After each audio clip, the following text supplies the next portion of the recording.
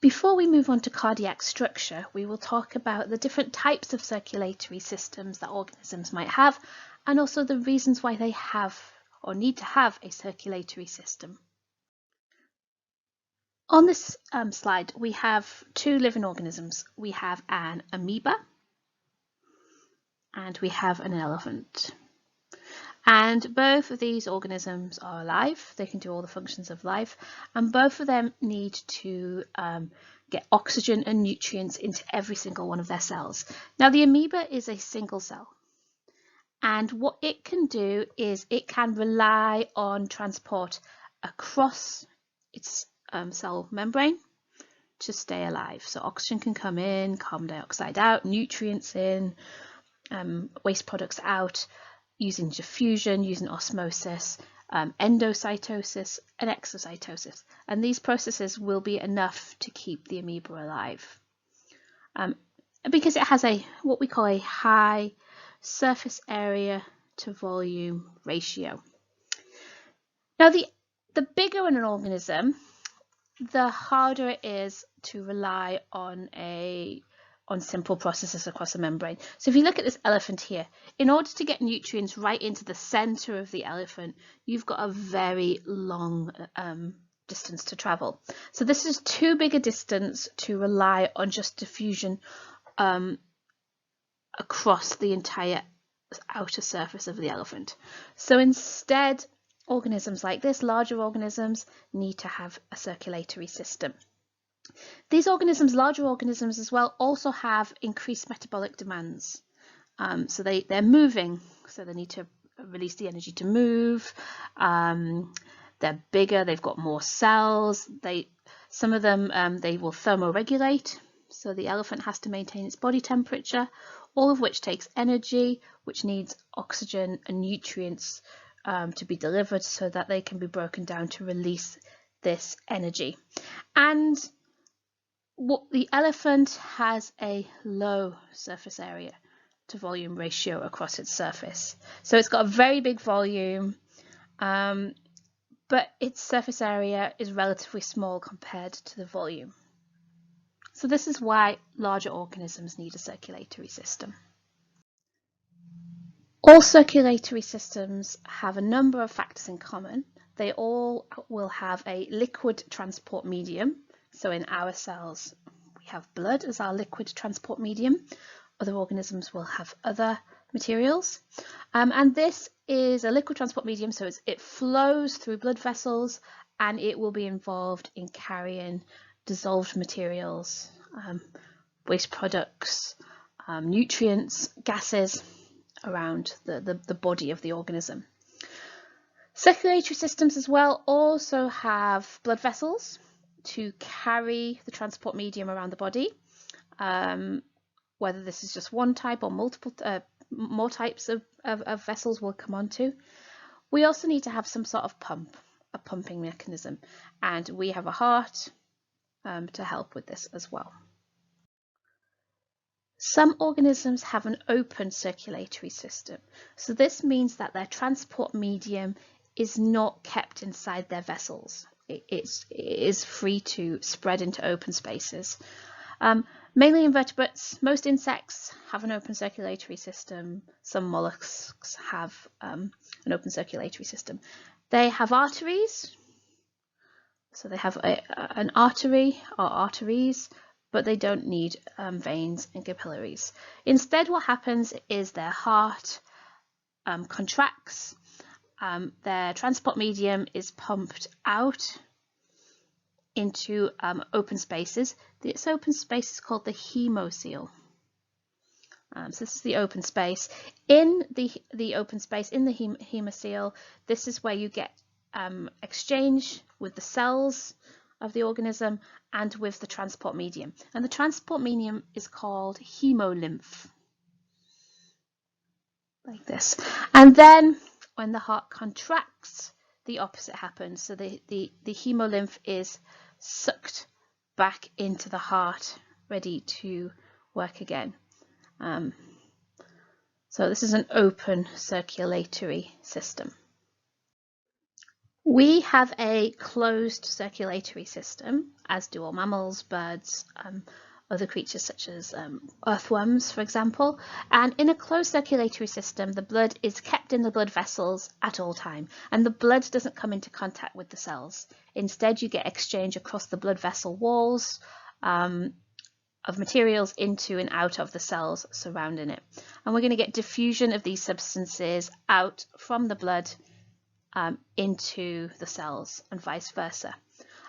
In most closed circulatory systems, you also have pigments in the blood that will carry the gases. So we have hemoglobin in our blood to carry our oxygen around our body.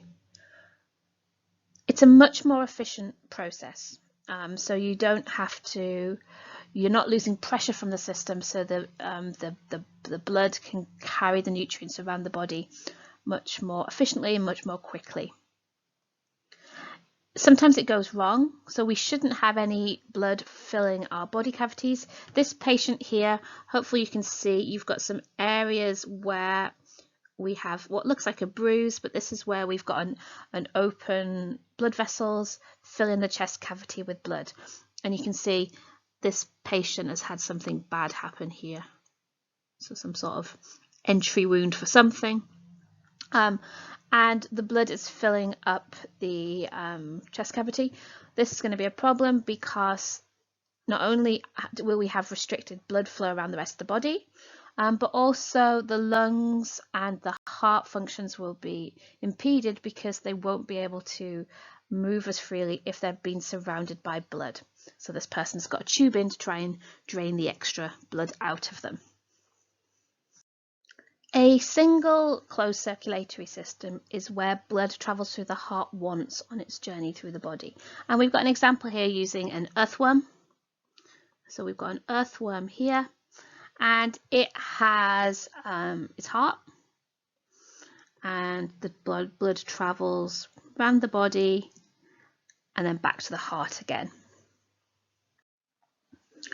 This has limits on efficiency because as the blood travels around the body, it loses pressure. So it's not as an efficient way to get oxygen and nutrients around the body. And this means that organisms with a single closed circulatory system are often less active or have lower energy levels. An exception to this is fish. So fish have a single closed circulatory system. But if you think about fish swimming in the sea, they can move fast.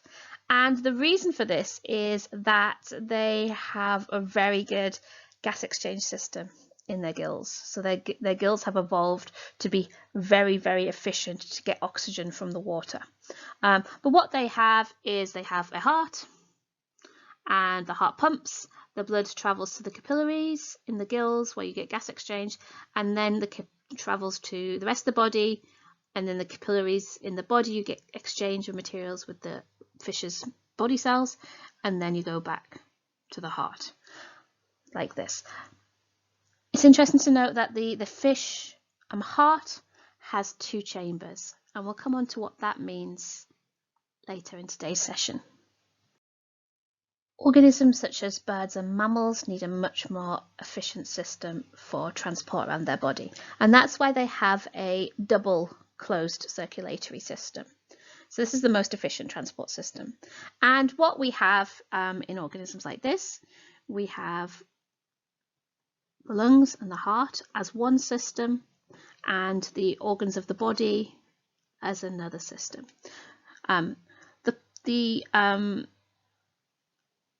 Up to the lungs, this is called the pulmonary system up here, and what will happen is the heart will pump deoxygenated or low oxygen blood up to the lungs. In the lungs you'll get gas exchange, and the hemoglobin will become rich in oxygen, so oxyhemoglobin, and it will travel back to the heart. So high levels of oxygen, low levels of carbon dioxide. In the heart, you've then got an extra pumping system to provide more force so that the blood can travel with higher pressure all the way around the body. In the capillaries of the body, you will get gas exchange, so you will be delivering your high oxygen and collecting your carbon dioxide, ready to return back to the heart to get another boost of energy to the return to the lungs. And as I said, that the heart to lung system is called the pulmonary system. So anything that has the word pulmonary in it is to do with lungs, and the heart to the body part is called the systemic system. And these are two separate systems, and it means that we are much more efficient because we are adding extra force in the heart so the blood can travel all the way around the body without losing too much pressure. This means that if you're looking at an amount of blood to travel around the body, full journey around the body means it has to pass through the heart twice. One last thing to mention before we move on to the cardiac structure, the structure of the heart, is to look at these three different types of organisms and the double circulatory systems they have. Now, all these organisms here have a double system. So they have got a pulmonary system where they will pick up oxygen, so deliver oxygen-rich blood. And then it will go back to the heart, ready to be pumped around the systemic system.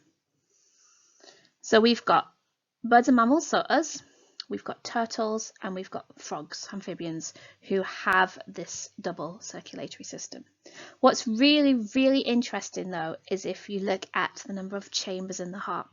So birds, mammals, us, we have a 4-chambered heart. And we'll talk about these chambers more in our next session, but it means that we are able to keep our oxygen-rich blood and our deoxygenated blood completely separate. So you've got the oxygenated blood shown in here on this side, and you've got the deoxygenated blood here. And it means that when the blood goes around the systemic system, it is as oxygenated as it can be. So it's a very efficient system. Frogs, on the other hand, they have a 3-chambered heart. Very weird to think about.